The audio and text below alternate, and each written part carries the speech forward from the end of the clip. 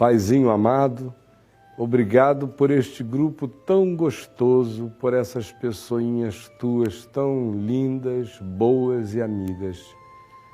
Eu quero pedir que entre nós não entre nenhuma areinha, nenhum espírito divergente, nenhuma dissonância.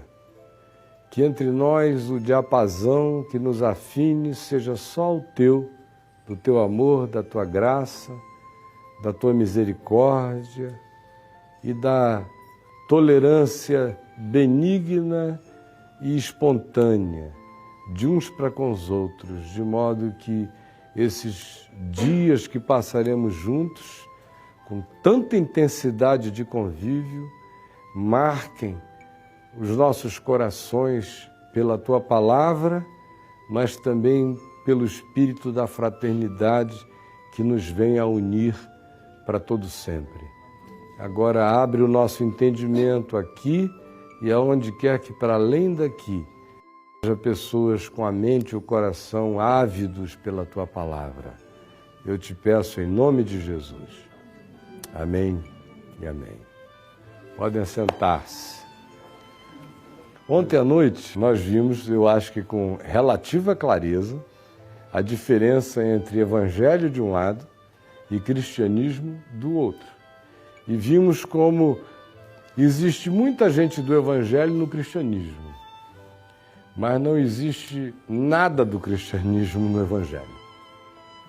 E hoje de manhã, quando vocês visitaram a igreja de Santa Sofia, aquilo que eu tinha dito ontem à noite ficou ilustrado numa maquete gigantesca, histórica, para mostrar as diferenciações brutais entre o significado do Evangelho e aquilo que se fez significar como cristianismo, que não tem nada a ver com Jesus, é um fenômeno humano, é uma religião de poder, de política, de controle, de riquezas, com suas próprias obsessões de dominação e que hoje anda enciumadíssimo porque os muçulmanos passaram adiante em número de membros, porque a Europa está deixando de levar o cristianismo a sério e eu não sei como é que eles conseguiram levar a sério tanto tempo,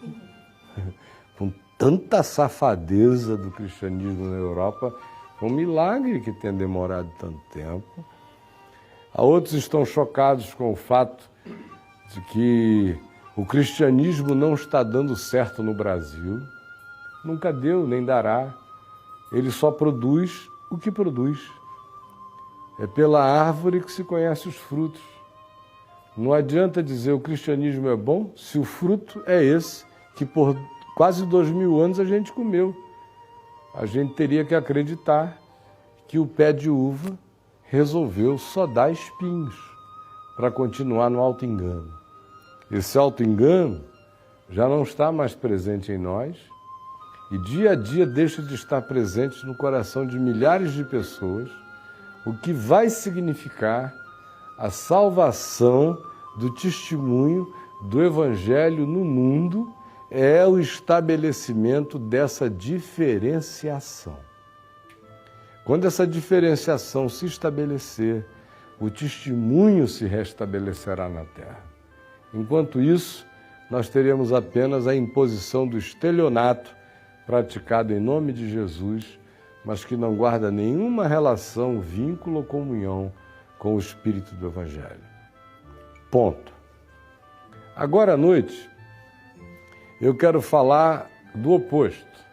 Se ontem nós falamos de duas dimensões antitéticas, de um lado o Evangelho, de outro lado o cristianismo como fenômeno histórico, político, econômico, religioso, hoje eu quero falar sobre dois fenômenos conciliáveis, não antitéticos, mas complementares.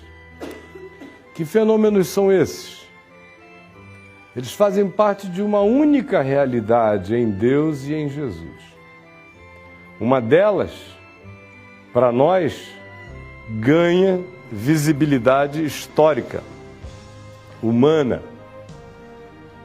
linear na história, genealógica, mensurável, com nomes, com geografias, com realidades palpáveis e tangíveis, que é o testemunho da fé que Deus deu a Abraão. De um outro lado, nós temos a manifestação da mesma fé, mas sem genealogia, sem geografia, sem princípio de dias, sem fim de existência, num personagem que aparece no livro de Gênesis, chamado Melquisedeque. Melquisedeque, rei de Salém.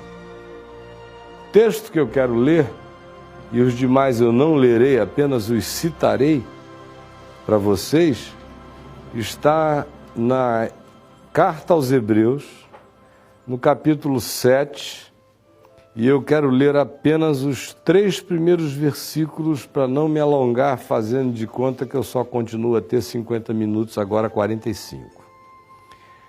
Porque este Melquisedeque começa assim, antes disso. Deixa eu ampliar a leitura, por favor. Vou começar no capítulo 6, verso 13, portanto, para o contexto iluminar a sequência. Pois quando Deus fez a promessa a Abraão, visto que não tinha ninguém superior por quem jurar, jurou por si mesmo, dizendo: certamente te abençoarei e te multiplicarei. E assim, depois de esperar com paciência, e bota paciência nisso, obteve Abraão a promessa. Pois os homens juram pelo que lhes é superior. Ninguém diz, eu juro por esse sapo, juro por essa barata que eu não fiz isso, né? A gente jura ou por aquelas coisas que o próprio coração, quando eu digo jura, não é que nos seja aconselhado jurar, Jesus disse que é para não jurar, é sim, sim ou não, não. Mas juramento aqui não está naquela perspectiva da banalidade dos juramentos. É Deus quem está jurando. É aquela fala de não retorno. É a factualidade absoluta é que significa tal juramento aqui. Então, Deus jurou a Abraão que o abençoaria e o multiplicaria. E Abraão esperou isto com paciência, pois os homens juram pelo que lhes é superior. E Deus, como não tinha ninguém superior a ele para referenciá-lo, para credenciá-lo, como um cara diz, olha, eu juro pelo meu pai, pela minha mãe, pela vida dos meus filhos. Vocês já ouviram essas histórias? Em briga de casal acontece muito, né? E o cara vai pegando o que há de mais sagrado para ver se essa contenda estabelece o fato. Deus não tem mãe, apesar de hoje lá em Santa Sofia vocês terem visto como Jesus virou neném molinho e Maria, aquela mãe de Deus poderosa. Mas como Deus nunca levou ninguém e nunca viu ninguém acima dele, até hoje, esse é o problema de Deus. Ele olha para cima e não encontra ninguém acima dele. Ele é único e é Senhor. Não tendo ninguém superior por quem jurar, ele jurou por si mesmo. O juramento serviu de garantia para eles, e o juramento de Deus, que jurou por si mesmo, é o fim de toda contenda. Ou seja, não existe mais questão.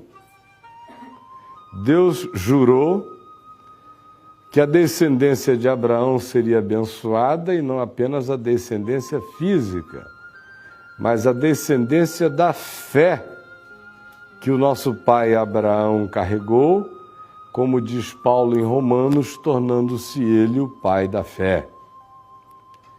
E prossegue o texto. Por isso Deus, quando quis mostrar mais firmemente aos herdeiros da promessa a imutabilidade do seu propósito, significando dizer que o propósito de Deus estabelecido aqui não mudará jamais, ele se interpôs com juramento, para que, mediante duas coisas imutáveis, nas quais é impossível que Deus minta, forte alento tenhamos nós que já corremos para o refúgio. E aí no refúgio, no meio do cerco dos adversários, a mente da gente tem que lembrar que Deus jurou e não se arrependerá, que isso é imutável e que não haverá reversão em nenhuma das promessas de Deus. A fim de lançar mão da esperança proposta, a qual temos por âncora da alma, a esperança que vem da fé na palavra imutável de Deus, se transforma em nós como uma âncora que é projetada a partir de nós e lançada para a transcendência. Aqui se diz para além do véu, penetra além do véu, não do santuário de Jerusalém, que já não existe, que na morte de Jesus foi rasgado de alto a baixo em duas partes para sempre.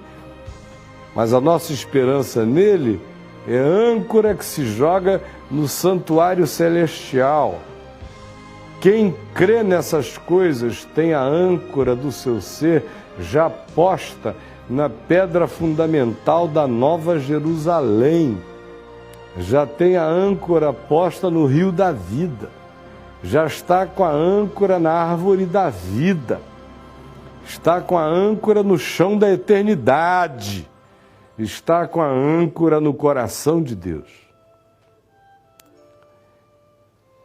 Aonde Jesus, para além do véu, aonde a nossa âncora está, porque Ele foi quem levou a âncora da nossa segurança para essa dimensão de imutabilidade, entrou como precursor e entrou por nós, de modo que o fato dele ter entrado lá me levou para dentro de lá.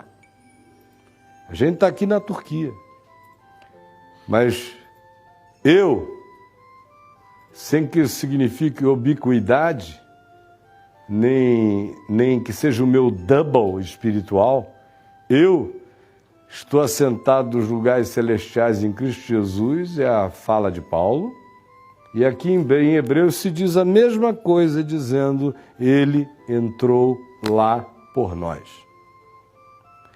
Tendo se tornado sumo sacerdote para sempre, segundo a ordem de Melquisedeque.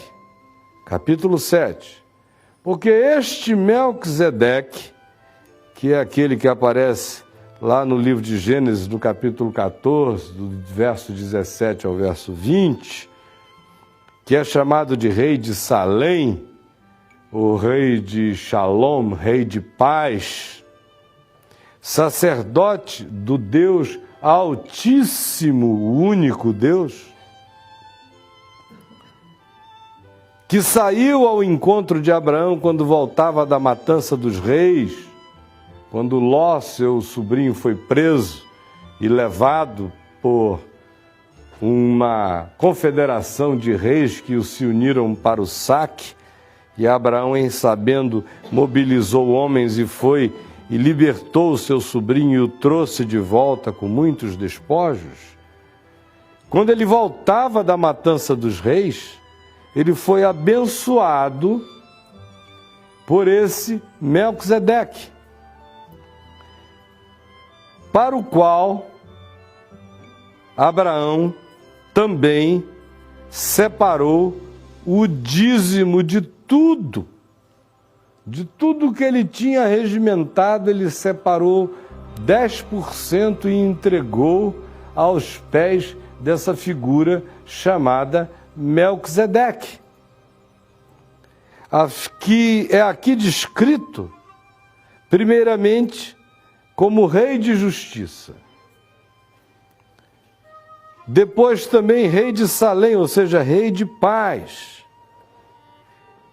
Mas ele, todavia, é um indivíduo sem possibilidade de ser traçado genealógica e historicamente, porque ele aparece sem pai, sem mãe, sem genealogia, que não teve princípio de dias e nem fim de existência, entretanto feito semelhante ao Filho de Deus, permanece sacerdote perpetuamente.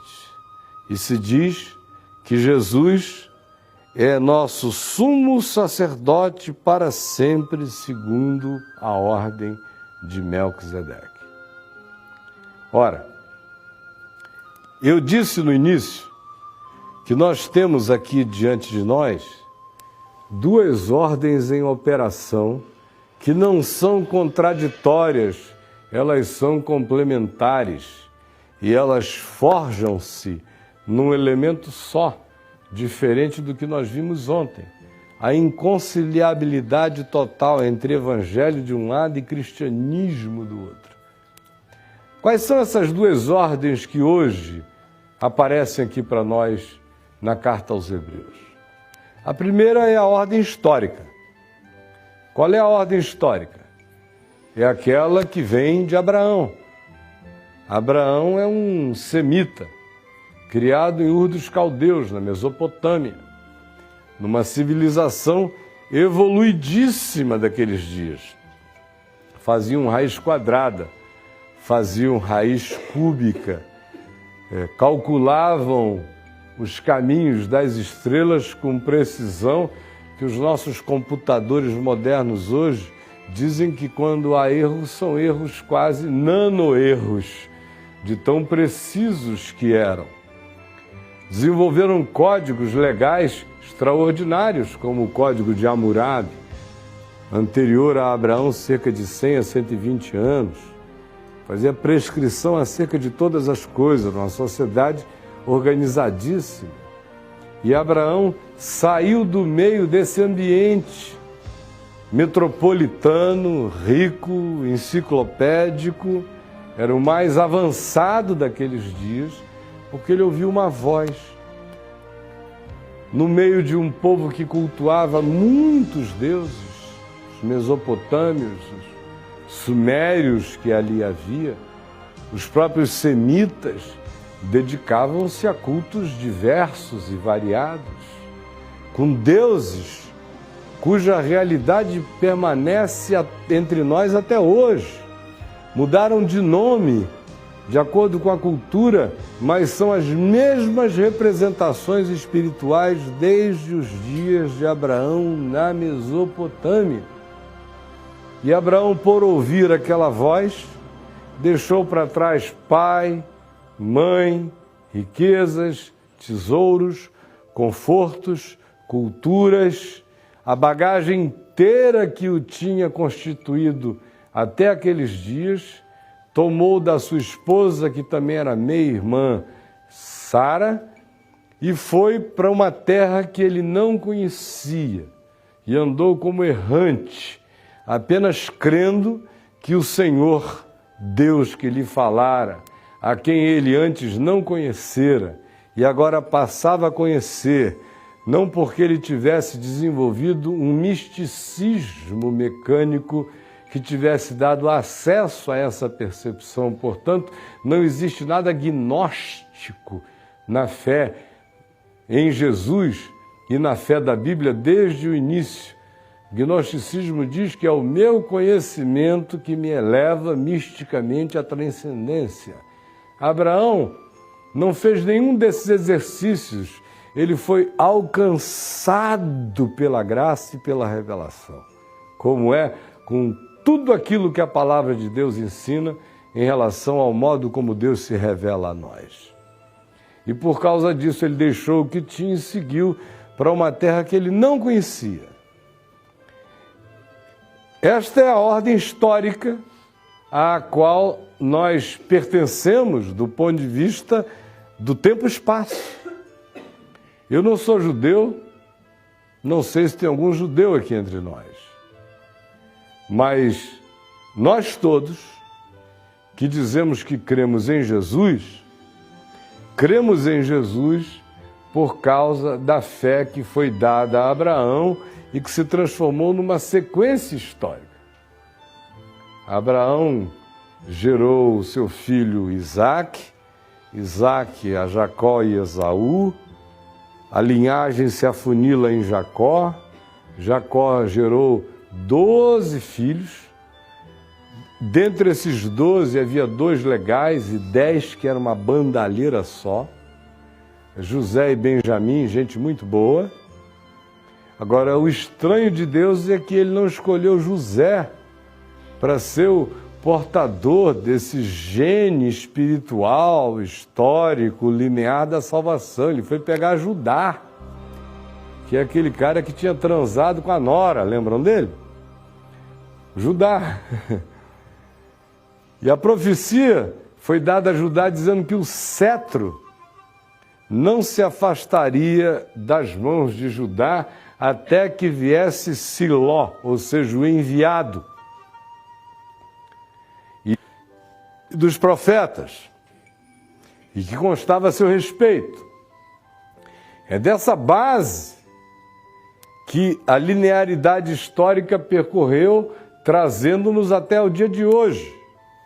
De modo que Paulo não hesita ao dizer aos romanos que nós todos somos herdeiros da fé de Abraão, que com efeito foi o pai da fé, porque foi o primeiro a crer contra a esperança, foi o primeiro a crer na promessa de Deus contra o tempo, contra a decrepitância da existência, até da sua própria, e que creu em Deus na perspectiva de não titubear quanto ao fato de saber que ele era capaz de ressuscitar os mortos.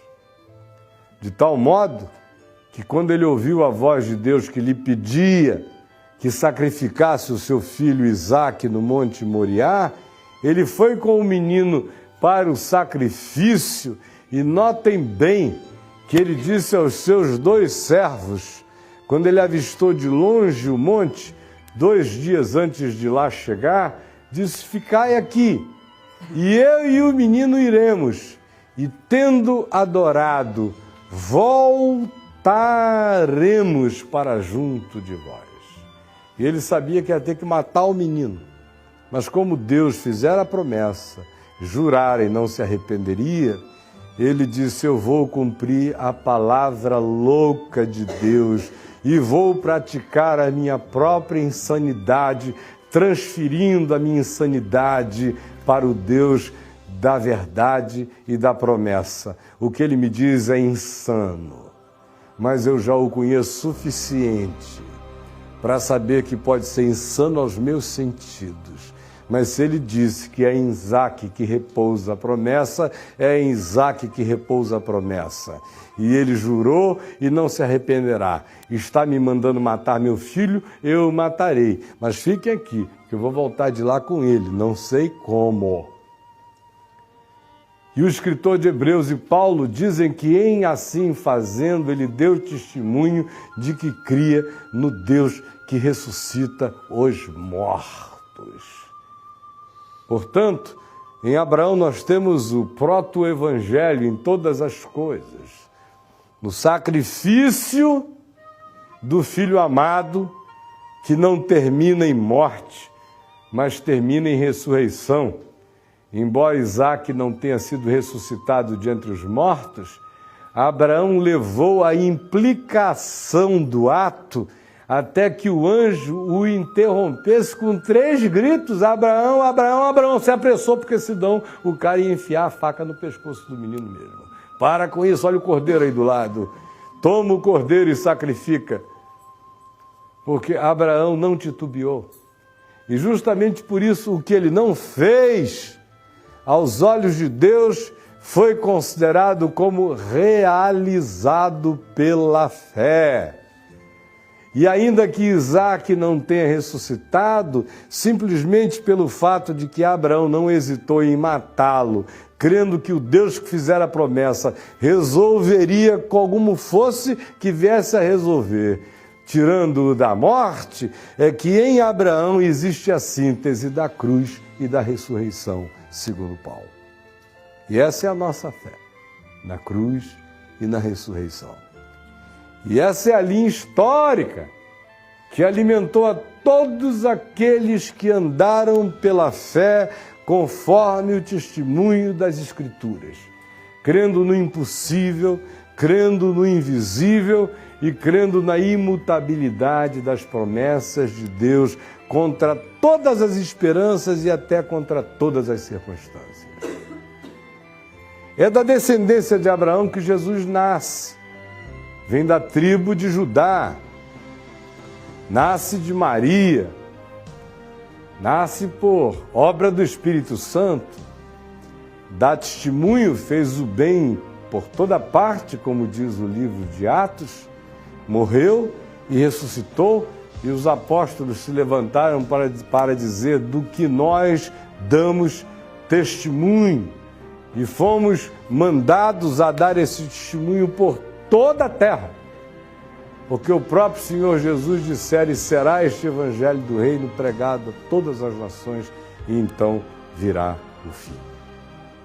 Essa é a linha histórica, linear, mensurável, genealogizável, estudável, acerca da qual a maioria de nós recebe instruções todos os dias para caminharmos nas mesmas pegadas de fé que teve o nosso pai Abraão. Isso é um lado da história. Esse é o lado histórico. Esse é o lado linear. Esse é o lado compreensível. Esse é o lado mensurável da história.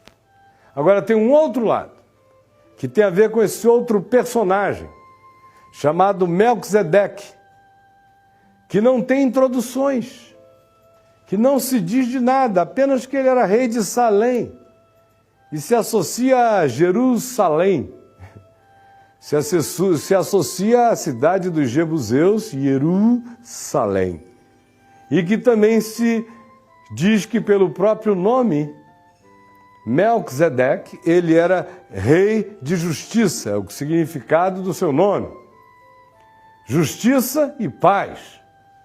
E esse homem vem do nada, e Abraão, que vem da matança dos inocentes, olha para esse indivíduo e reconhece nele o sacerdote do Deus Altíssimo. E não teve titubeio algum de pegar do despojo de tudo que trazia, separar, depositar o dízimo aos pés dele e ser abençoado por Melquisedeque. É o Abraão, o pai da fé, se ajoelhando, colocando os dízimos e recebendo imposição de mãos de Melquisedeque, que é um homem que vem ninguém sabe de onde, que não tem pedigree, que não se explica, que não se historifica, que não tem casa a ser visitada, que não diz: apareça para tomar um cafezinho, meu filho. Melquisedeque. Ele volta a aparecer de novo no livro de Salmos. Do nada, Davi diz que o Messias, de fato, viria e seria sacerdote segundo a ordem de Melquisedeque, outra vez do nada. Aí Melquisedeque desaparece. Não se ouve falar dele, a não ser em Gênesis e numa referência dos Salmos.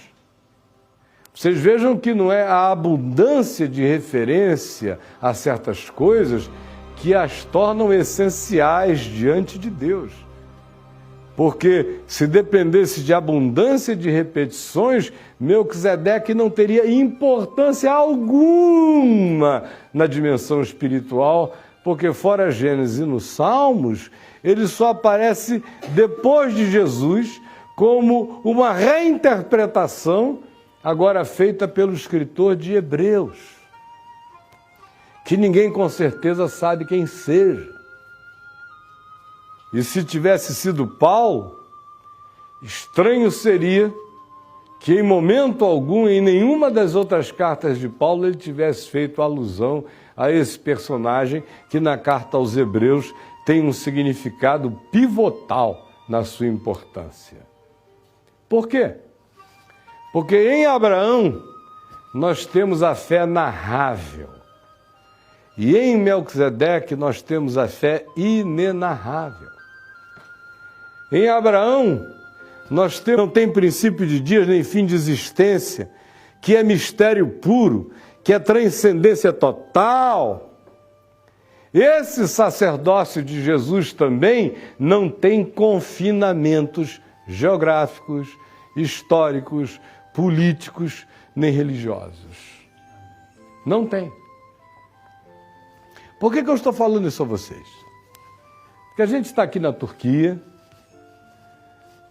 e eu duvido, entrando nessas sinagogas por aí, convivendo com tanta gente boa que não sabe nada de Jesus, nem está a fim de saber, porque Jesus para esse povo significa cristianismo. É isso que a gente tem que entender. Quando você abre a boca e fala a eles, olha, Jesus, ele ouve falar de cristianismo. Como você, quando ouve falar de Maomé, lembra de Bin Laden, lembra de terrorista, lembra disso. É a mesma coisa, mutatis mutandis, é a mesma coisa. A gente aqui tem uma visão tão tapada que fica pensando como Lula, que nunca antes da história deste país houve nada igual. No entanto, um islâmico olha para nós e diz, meu Deus, lá vem os caras que matam, os arrogantes.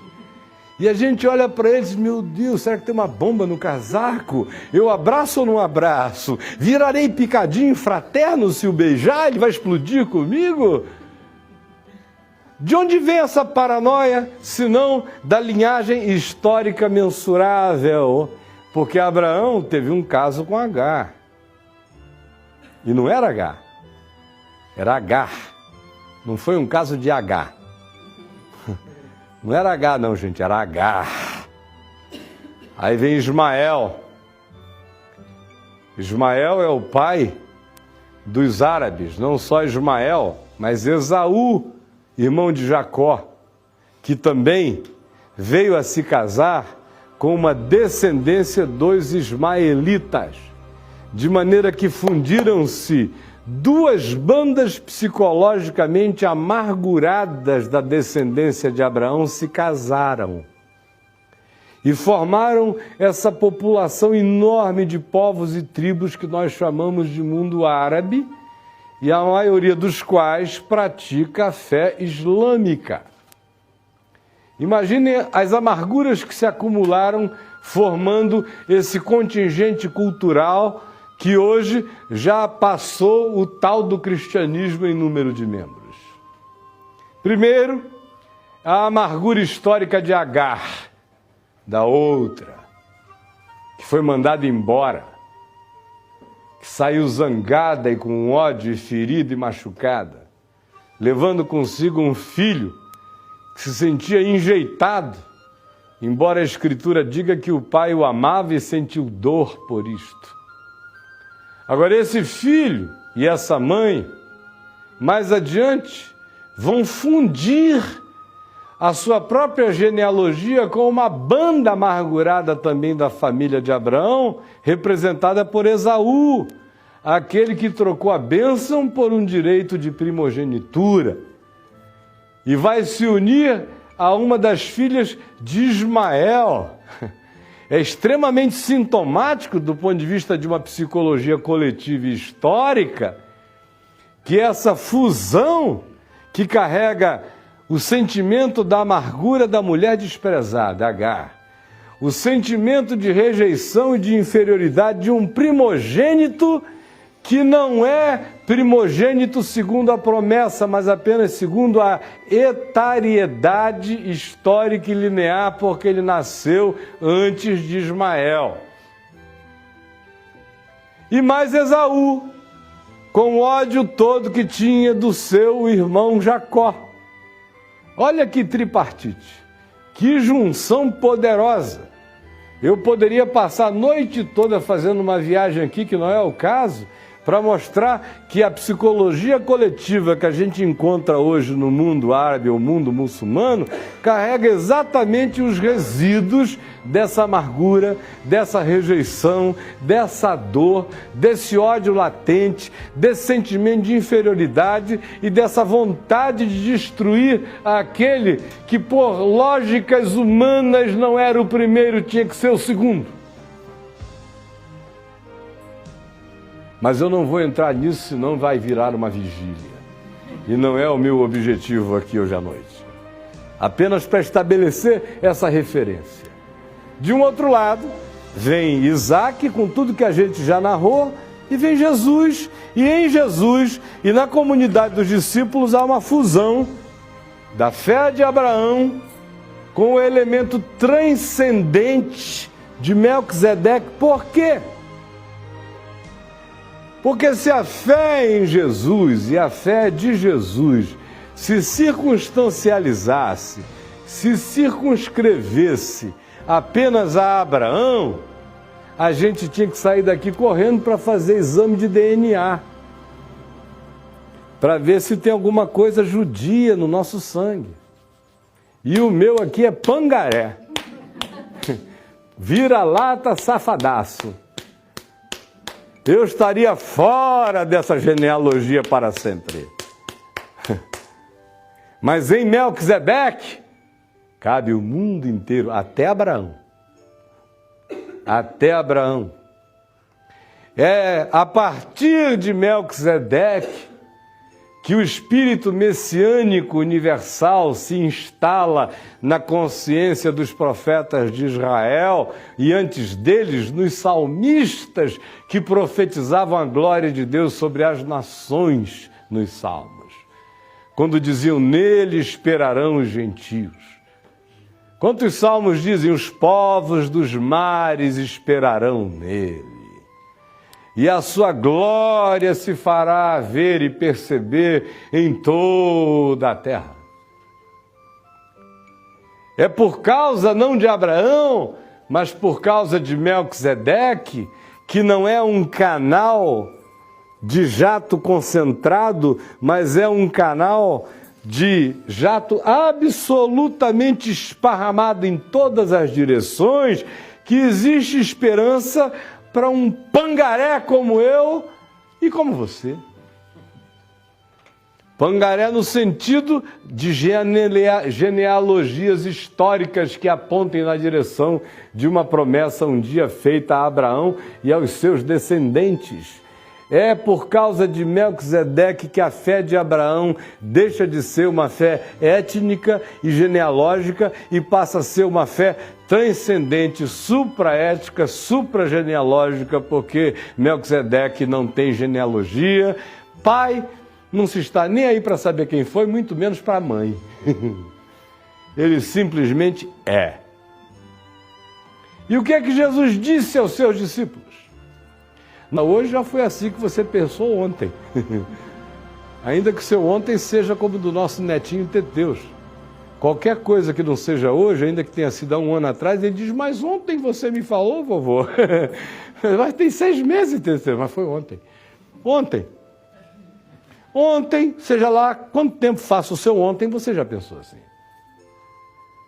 Aí você chega no Evangelho de Mateus, que seria o segundo na sequência, que pega a base de Marcos e incorpora os ensinos, os oráculos do Senhor, uma quantidade enorme de parábolas, e você já vê que o final não termina com essa dramaticidade que carrega ainda o peso do impacto da repetição judaica.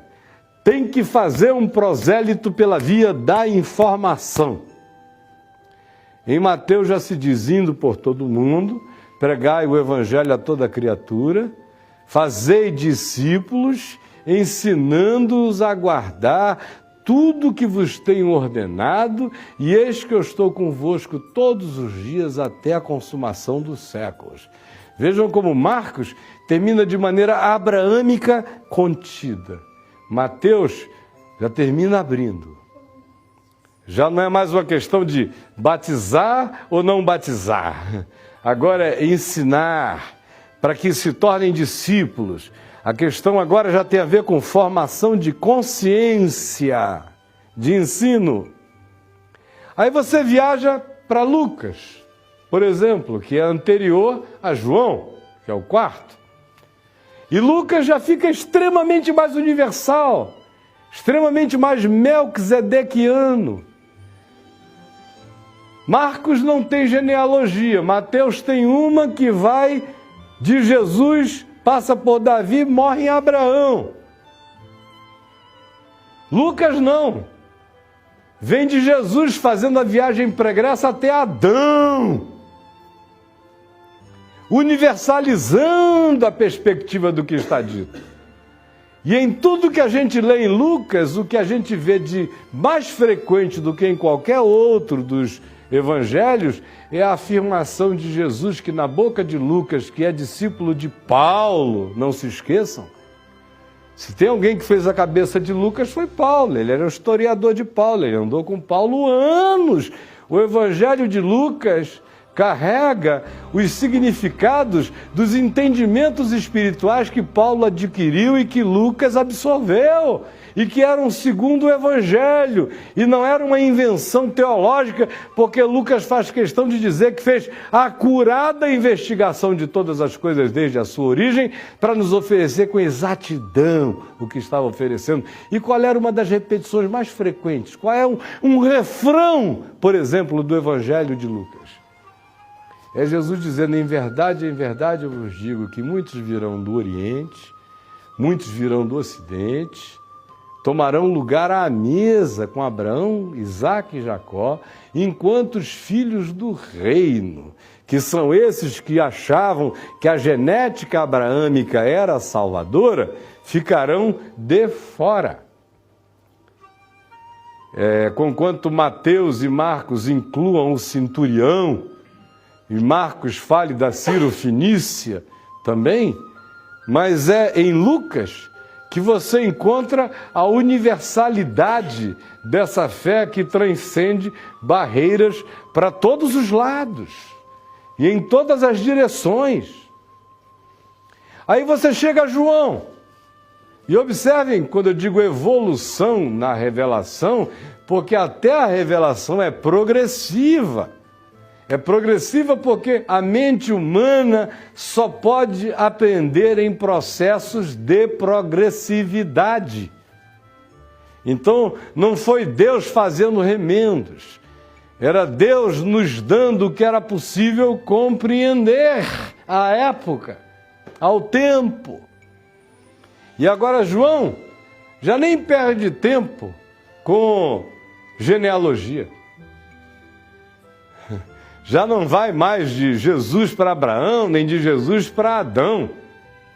João já chega melquisedequianamente dizendo: no princípio era o Verbo, e o Verbo estava com Deus, e o Verbo era Deus. Todas as coisas foram feitas por meio dele, e sem ele, nada do que foi feito se fez. E diz, 2 versos abaixo, ele, com efeito, era a verdadeira luz que, vinda ao mundo, ilumina a todo judeu. Não é isso? A todo homem. Todo homem. Todo homem significa qualquer homem em qualquer lugar. Ilumina, não é poderá iluminar se algum missionário chegar lá. Poderá iluminar se alguma igreja tiver a boa vontade de se levantar e fazer esse favor a Deus, de pregar o evangelho em algum lugar. Aí quem sabe a luz vai chegar. Porque Jesus é Deus, mas infelizmente ele ficou totalmente dependente da gente. Se a gente não for, ele não vai.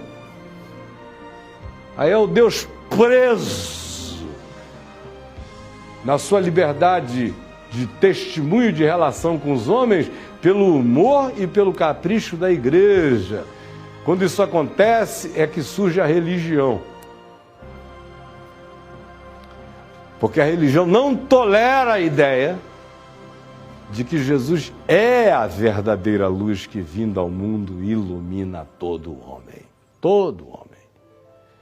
E não é só a verdadeira luz que, tendo vindo ao mundo há 2000 anos atrás, ilumina todo homem de lá para cá. Sempre foi a luz que iluminou a todo homem. Quando Jesus diz, muitos virão do norte, do sul, do leste e oeste, tomarão lugar à mesa no reino de Deus com Abraão, Isaque e Jacó, ele está falando de gente que existiu antes de Abraão existir. Ou vocês estão pensando que Deus começou a ser o Deus da graça de Abraão para cá, ou de Davi para cá, ou do Jesus histórico para cá? Ele é o mesmo Deus imutável desde sempre, e a graça e a misericórdia dele sempre se aplicaram a todos os homens, e ninguém jamais foi salvo senão pela graça de Jesus. Do Jesus que é o Cordeiro eterno de Deus antes da fundação do mundo, que é o Salvador antes da crucificação. A crucificação é o presépio que manifesta na história a cruz eterna, erguida antes de qualquer história. Agora, eu estou dizendo isso a vocês porque à medida em que a gente vai caminhando, e quando você começa a se acostumar a andar pelo mundo, e se você é um daqueles crentes que ficaram adoecidos pela ideia de que o pedigree de Abraão em si mesmo já carrega uma salvação, por isso, crente evangélico, quando chega em Israel, tem uma tendência a cultuar judeu, que é uma coisa extraordinária, né? Especialmente as mulheres. Todo mundo querendo um judeuzinho. Ai, meu Deus! Nesses dezenas de grupos e milhares de pessoas que já foram comigo a Israel, já vi tanta mulher surtar por judeu que vocês não acreditam. Outro dia, até lá em casa, eu fiz essa brincadeira numa reunião de quarta-feira. Eu disse que mulher evangélica solteira, e às vezes umas até casadas, não conseguem ver um judeu em Israel fazer a muralha, todas as muralhas de Jericó caírem, mas a da casa dela ia ficar em pé. E ficou. Aí você vai andando. E para a gente não ir muito longe, por exemplo, vocês já viram coisa mais linda do ponto de vista da afirmação da soberania de Deus sobre as nações da terra do que a carta de Nabucodonosor escrita aos povos, que está em Daniel no capítulo 4? Carta de Nabucodonosor escrita às nações do planeta. Eu, Nabucodonosor, rei dos reis, superior sobre toda essa corja de reis, que manda em todo mundo, digo, o Deus eterno, sempre eterno e misericordioso, por causa da minha arrogância, da minha soberba, me fez virar bicho, e depois me levantou e me pôs em pé, e eu estou aqui para dizer que só Ele é Deus. E o Ciro, o persa, 100 anos antes de ter nascido, e nunca foi circuncidado, ou seja, nunca se batizou no batismo judaico posterior, não ergueu uma sinagoga, não aprendeu a Torá, não aprendeu nada disso. O Senhor Deus, na sua liberdade, 100 anos antes de Ciro existir, diz, eis que levanto o Ciro, Isaías 45, levanto o Ciro, o meu servo, a quem escolhi, o meu ungido, a quem separei, a quem chamo pelo nome antes de nascer, e que irá diante de mim, despedaçará as portas de ferro, quebrará as estruturas de bronze. E é um dos únicos lugares do Velho Testamento em que alguém é chamado de Messias. Ciro, meu Messias, o meu ungido, no hebraico é Messias. a um indivíduo que não tinha nada a ver com Abraão. E quando os escribas judeus leram para ele o texto de Isaías que falava a respeito dele, ele tremeu todinho. E fez o édito de libertação dos hebreus, mas não seguiu com ele, seguiu a sua própria jornada e o seu próprio caminho.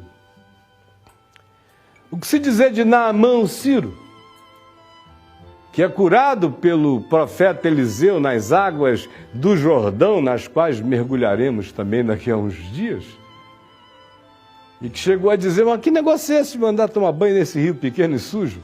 Não são, porventura, Abana e Farfá, rios da Síria, muito melhores do que essas águas do Jordão? Foi lá e mergulhou 7 vezes, ficou purificado da sua lepra, voltou para Eliseu e disse, e agora, José? O que é que eu vou fazer? Deus entrou em mim, mas eu vou ter que voltar para a Síria. Vou ter que voltar para o meu rei lá, Ben-Hadad, que entra no templo para adorar as divindades pagãs, e eu sou o grão-vizir, o primeiro-ministro, eu sou o braço direito, eu é que entro em solenidade com ele pompa pelo templo, e agora eu sei que só há um Deus nos céus e na terra, o que é que eu vou fazer nessa procissão? E o que é que Eliseu diz a ele? Fica angustiado não, shalom, shalom, vá em paz. Não é do lado de fora, é do lado de dentro, você sabe. Vá em paz. E o que é que ele tem a ver antes com Abraão? O que é que ele tem a ver durante e o que é que ele tem a ver depois? Nada.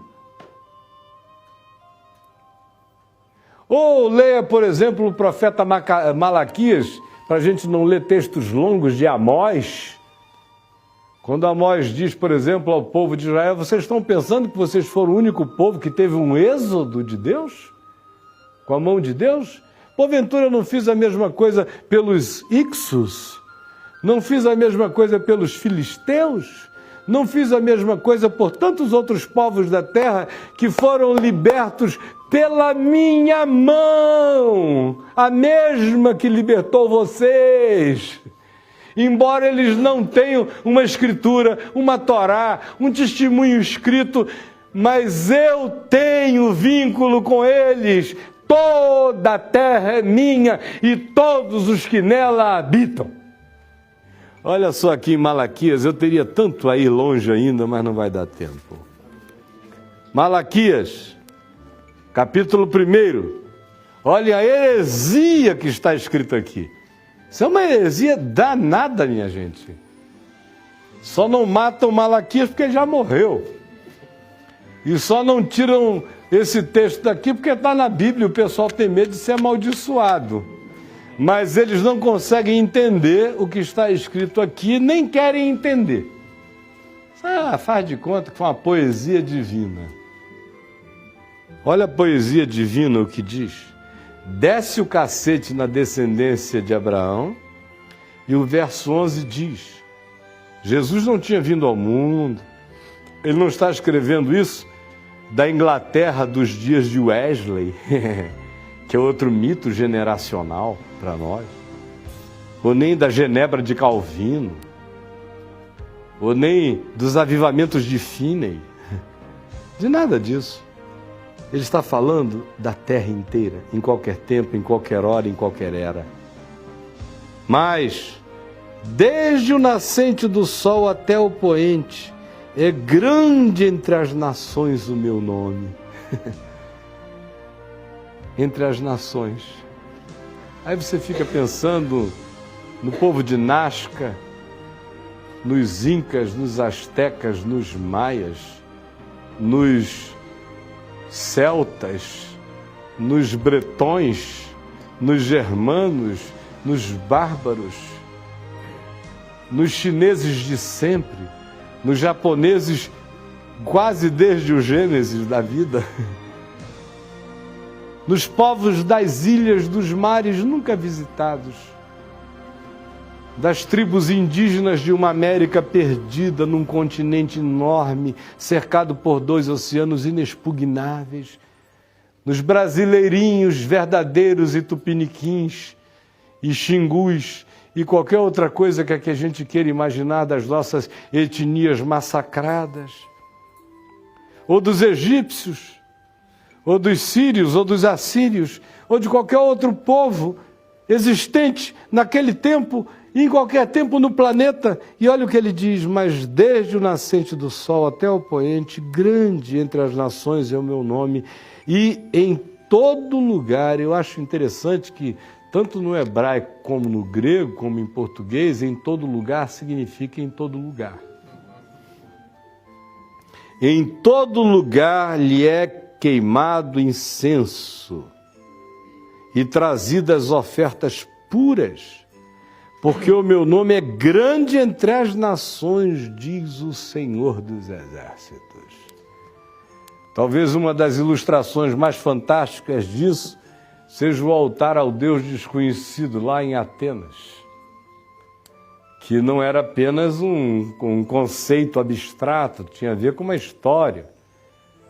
400 anos antes, mais ou menos, antes de Paulo, tinha dado uma praga na região de Atenas, para a qual não havia jeito, e já se tinha feito oferenda a todos os deuses e a praga não cessava, até que chegou alguém que disse: olha, já que todos os deuses não fizeram nada, por que a gente não oferece um sacrifício ao Deus que a gente não conhece? E eles ofereceram um sacrifício ao Deus que eles não conheciam, e a praga cessou, e o altar ficou ali. E Paulo conhecia exatamente a história. Olha o valor de se conhecer a história.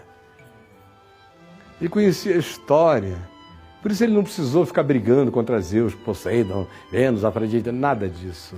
Ele passou e disse: vejo que sois muito religiosos, porque passando e vendo os objetos do vosso culto, vi um altar no qual está inscrito ao Deus desconhecido, pois é exatamente este a quem adorais sem conhecer aquele que eu vos anuncio.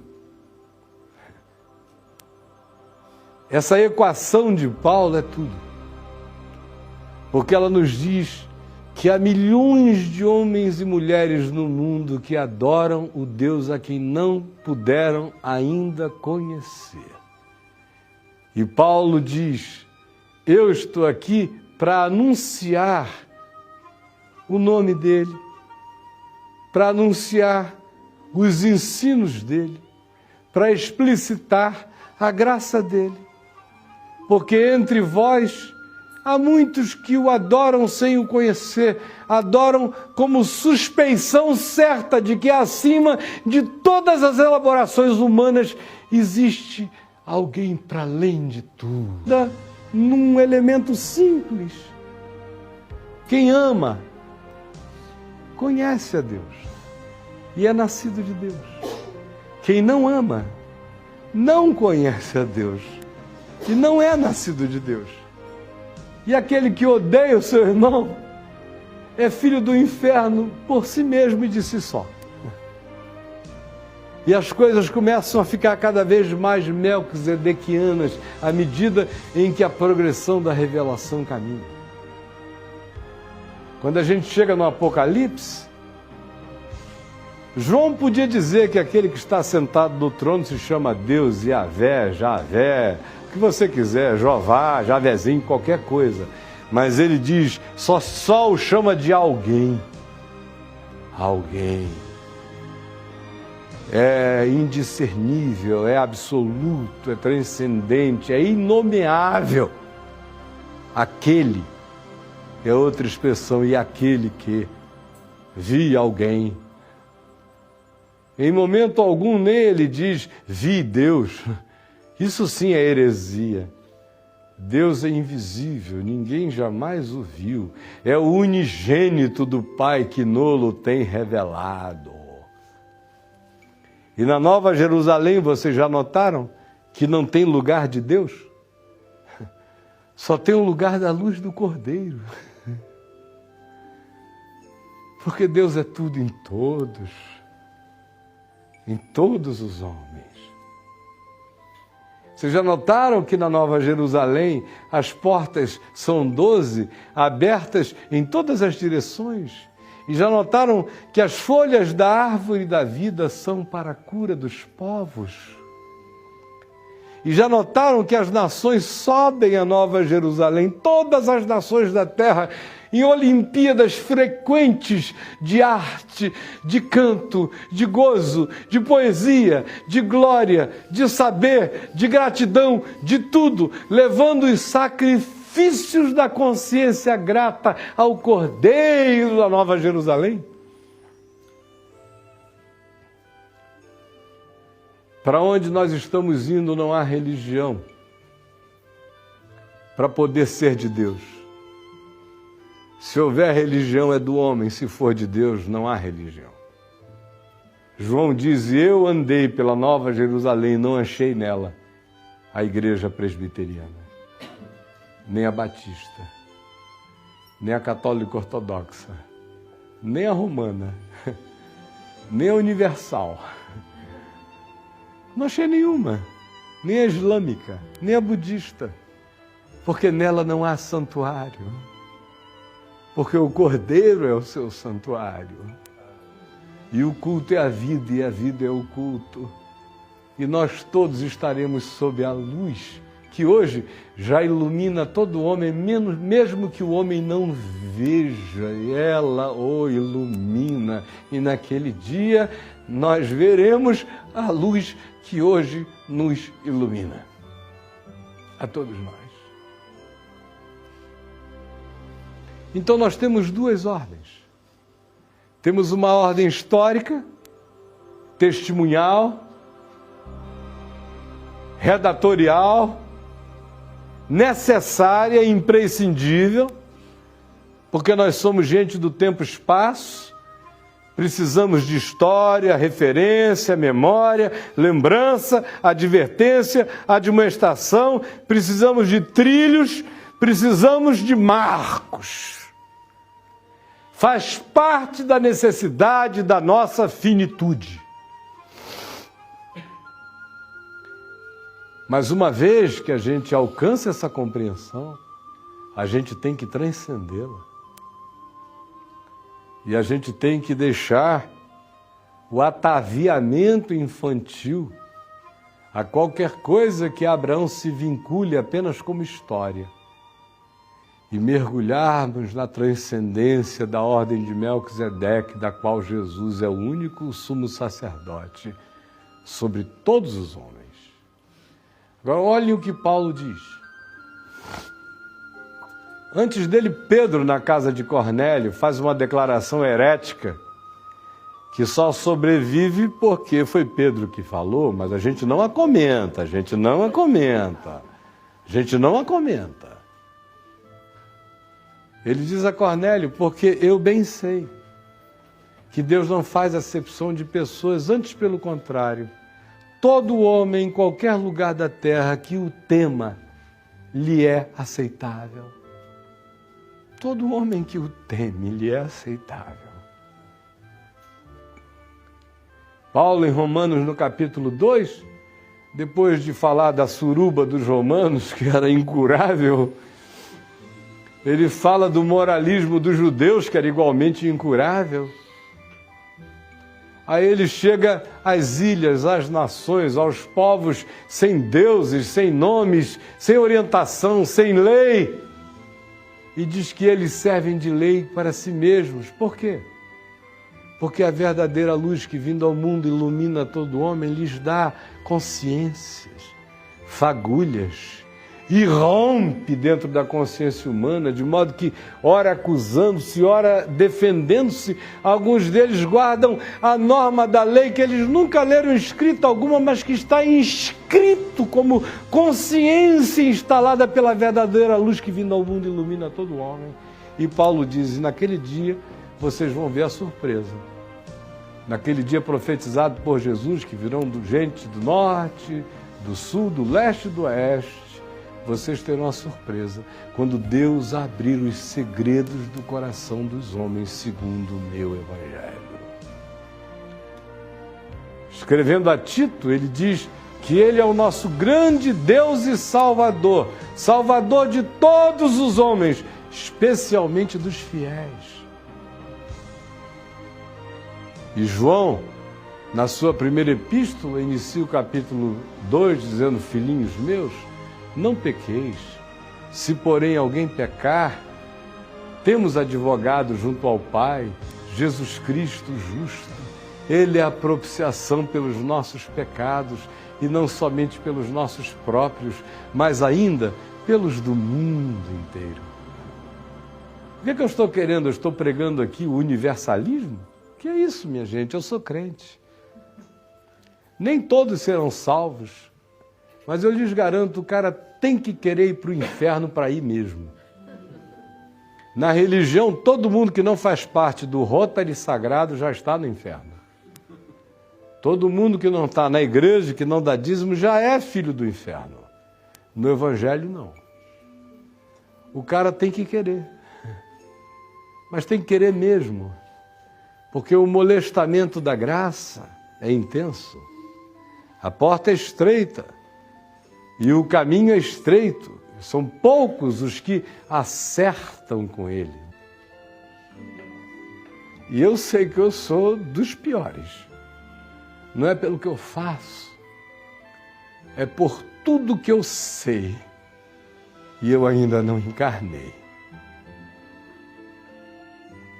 Então, quando vocês andarem por aí daqui para frente, não separem mais o joio do trigo, isso é tarefa para anjos.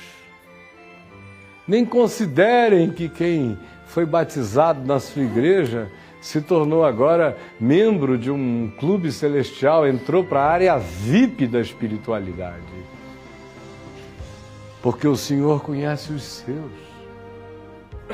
Os grandes apóstolos da terra, provavelmente, Paulo nunca tenha conhecido. A gente fica assim com esse nosso culto quase paulino, né?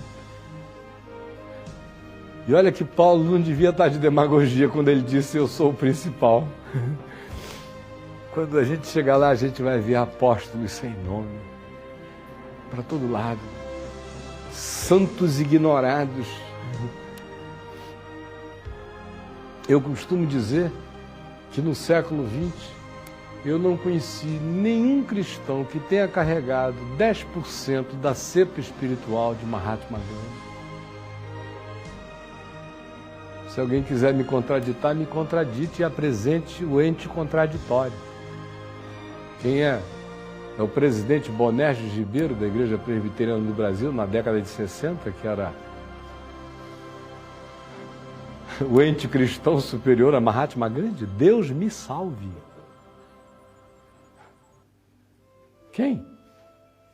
Uma vez eu escrevi no site que eu preferia passar, se eu tivesse que ficar numa ilha deserta,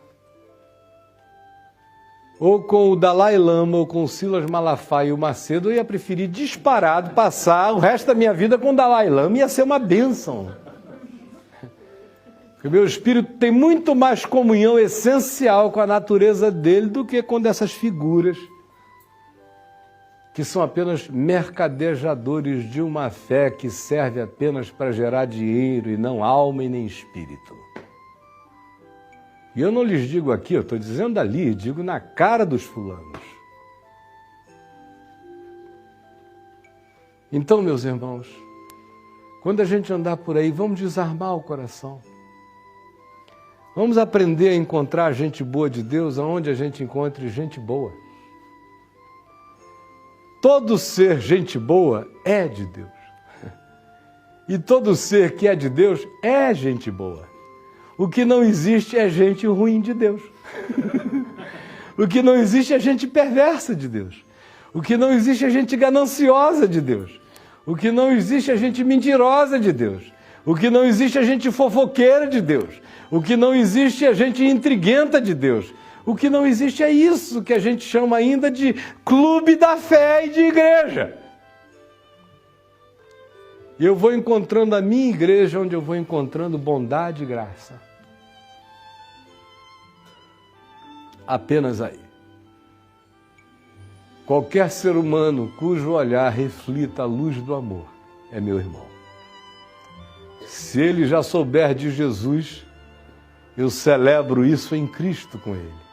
Se ele não souber, eu digo a ele que todo esse bem já existe nele, porque a verdadeira luz se plantou dentro dele, mesmo que ele jamais a tenha sabido nomear. Eu digo isso como preparação não só para o resto dessa viagem, mas para o resto da nossa caminhada, para o resto da nossa jornada. Nenhum de nós aqui é anjo que separa joio do trigo.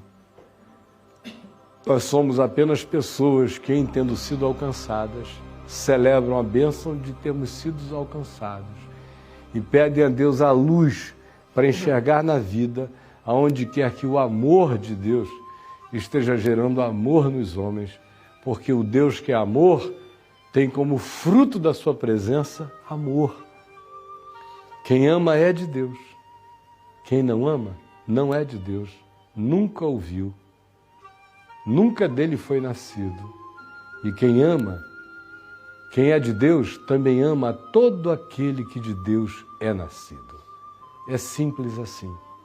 Há uma ordem histórica de Abraão que nos é de utilidade fundamental, sem a qual eu não saberia o que eu sei.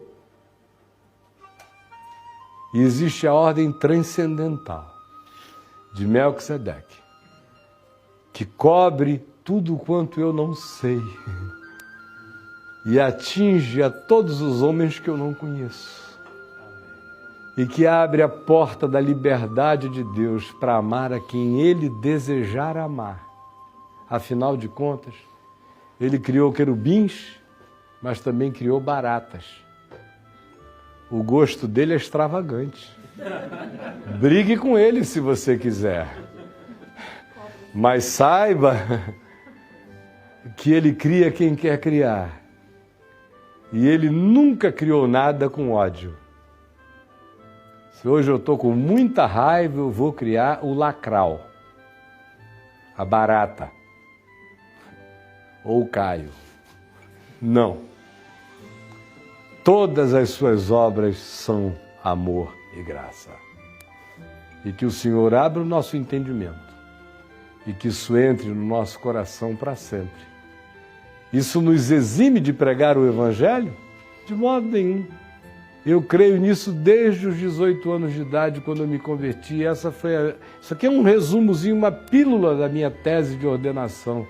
Com 21 anos de idade, eu cria nisso de todo o coração.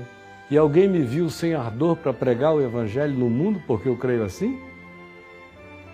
Ao contrário, eu não prego o Evangelho por causa do céu nem do inferno. Eu prego o Evangelho só porque o amor de Cristo que me constrange me enlouquece para falar desse amor. Quem já se apaixonou sabe como é. Quando eu conheci a Adriana, e eu fui logo invadido assim por uma paixão avassaladora, eu me lembro que eu saí para almoçar com meu filho Ciro, e sentamos à mesa 1h da tarde, 4h da tarde, e ele falou: pai, para, eu sei que você está apaixonado por essa mulher, que eu ainda nem tive a chance de conhecer direito. Eu digo: como é que você sabe? Pelo amor de Deus, papai, da azeitona que o cara serviu, até agora o café que a gente tomou, a conversa inteira, você não fala em outra coisa. Amor faz isso. Quem ama Jesus não precisa do céu nem do inferno para falar de Jesus. Só precisa do amor de Jesus queimando o seu próprio coração. É isso que me move. Não foi isso que Jesus disse a Pedro? Tu me amas? Pedro disse sim. Se então pastoreia as minhas ovelhinhas, os meus cordeiros. É o amor de Deus que me bota em motion, em movimento no mundo, para compartilhar com toda criatura aquilo que comigo foi de graça compartilhado. E que Deus nos abençoe. Vamos ficar em pé. Então, quando vocês chegarem por aí, esqueçam o cristianismo, esqueçam tudo isso, sejam apenas gente boa de Deus. E não fiquem achando que o nome Jesus significa para os outros o que significa para você. Porque para a grande maioria do planeta, o nome Jesus significa a antítese do que Jesus de fato é. É um apelido que ficou medonho, que já não corresponde ao dono do nome, nem ao seu caráter de amor, nem ao seu evangelho de graça. Por isso, antes de sair jogando o nome de Jesus para fora como quem cospe Jesus nos outros, dê-se ao privilégio de viver a graça de Deus, a simpatia de Deus, o amor de Deus, a bondade de Deus, a justiça de Deus, a solidariedade de Deus para com todos os homens. E eles vão querer saber que poder é esse que move você nessa direção. Aí quando você disser que é Jesus, ele vai dizer, não pode ser, porque aqueles só mataram. E você diz, não, era o diabo carregando o nome dele como estelionatário. Isso é coisa do bandido religioso, cristianismo, com todas as suas falácias. Alguém aqui acredita que Jesus conseguiria ser cristão hoje? Com toda honestidade. Você acha que ele ia frequentar a sua igreja? Pelo amor de Deus, se a gente não consegue nem ver Jesus dentro das nossas igrejas, que presunção é essa que ainda sobrevive em nós, senão o fermento dos saduceus, senão culto no culto? Conforme nós vimos ontem. Quem tiver ouvidos para ouvir, ouça. Entendimento para entender, que entenda. Vamos orar. Paizinho, eu sei que anunciei o conselho da tua vontade, a palavra da vida e do amor de Deus. E eu quero pedir que tu nos enchas do teu amor, da tua graça e desse olhar de misericórdia que não separa joio do trigo e que procura ver em cada outra pessoa potencial da tua graça, porque sabe que assim como tu nos amas, tu amas igualmente a todo outro ser humano. Aqueles que estão nas montanhas do Himalaia, ouvindo sininhos de orações tocar e que nunca ouviram o teu nome, tu os amas. Os que estão nas tribos mais longínquas, onde ninguém chegou e provavelmente jamais chegará, mas tu lá chegaste, tu lá estás. Tu assistes o parto tanto quanto tu assistes a morte e tu assistes a vida. Ajuda-nos a ver a tua graça maior do que a vida, Senhor, sobre todos nós e sobre todos os homens. E perdoa a idolatria dos nossos pensamentos. Perdoa os ídolos das nossas doutrinas diabólicas que tornam o mundo feio e que nos enfeiam mais do que a feiura pela nossa presunção de julgamento e de superioridade. Eu te agradeço por ser um vira-lata, por não ter nada do sangue de Abraão em mim, mas ter tudo do sangue de Jesus em mim. E obrigado pelo meu sumo sacerdote, segundo a ordem de Melquisedeque, que é quem me mantém vivo e intercede por mim de dia e de noite, e que fez por mim um sacrifício único que não precisa se repetir. Por isso, nele eu já estou ancorado no refúgio. Eu e tantos quantos nele tenho essa esperança, até aqueles que têm esperança sem nome, mas que carregam uma esperança inexplicável e essencial, de que para além do que os olhos veem,